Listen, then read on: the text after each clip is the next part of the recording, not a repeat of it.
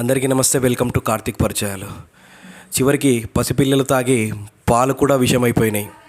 ఎందుకంటున్నానంటే ఇప్పుడు వచ్చే పాలు అవి పాలని చెప్పడానికి లేదు చాలా మటుకు. ఎందుకంటే ఒక బర్రె మినిమం 2 నుంచి 3 లీటర్లు లేదంటే 4 లీటర్లు 5 లీటర్లు ఇస్తుంది పాలు.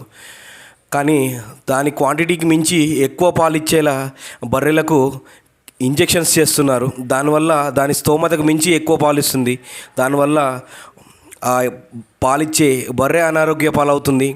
అది తాగిన పిల్లలు అనారోగ్య పాలవుతున్నారు. కానీ అమ్మేవాడు మాత్రం ఏం నష్టపోడు. ఆ బర్రె కాకపోతే ఇంకొక బర్రె తీసుకుంటాడు.